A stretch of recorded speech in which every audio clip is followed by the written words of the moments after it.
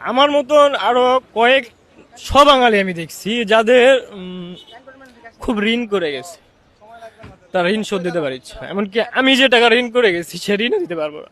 এই দালাল এরকম প্রবলন দেয় যে ইউরোপের মতন টাকা কামাই করবে, আপনারা কম্বোডিয়াতে আসেন।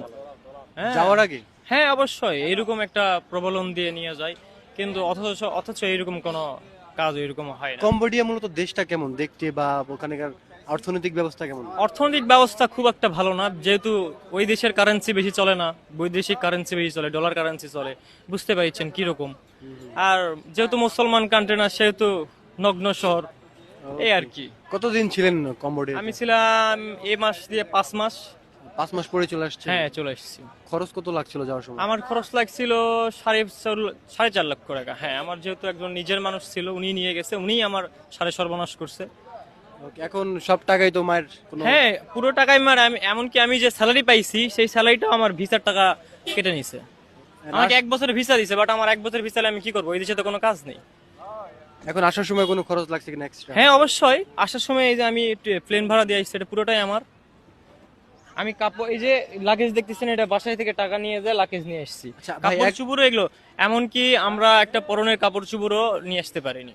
এখনো কি কম্বোডিয়াতে নতুন করে যাচ্ছে? হ্যাঁ অবশ্যই, আমি যেদিন আসছি, যেই মাইক্রোতে আসছি আমি, মাইক্রোওয়ালা নিজে একজন দালাল ছিল, তো উনি, ওনার ভাষ্য মতে আমি বুঝলাম যে উনি আমাকে এখানে ড্রপ করে যাওয়ার সময় ওনার 2-3টা ক্লায়েন্ট নিয়ে যাবে। যে আমি দেশ থেকে ফুফাক বললাম যে বাচ্চার জন্য খেলনা নিলাম, ফুফার কাছ থেকে ঢাকায় থেকে নিতে হলো। ঢাকা থেকে খেলনা কিনে নিয়ে যাচ্ছে? আমার ফুফাক থেকে খেলনা।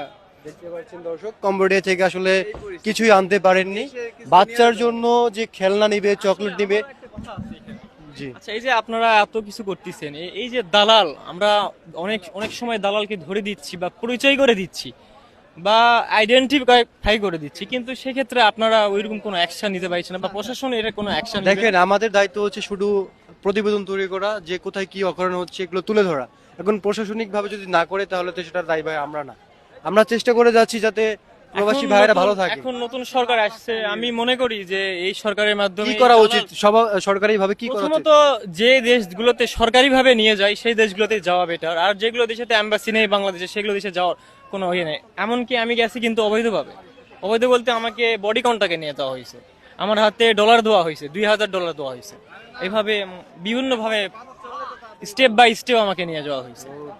এটা কিন্তু বৈধভাবে আমি যাইনি। হ্যাঁ, ভিসা বৈধ, কিন্তু আমি বডি কন্ট্রাক্টে গেছি কিন্তু।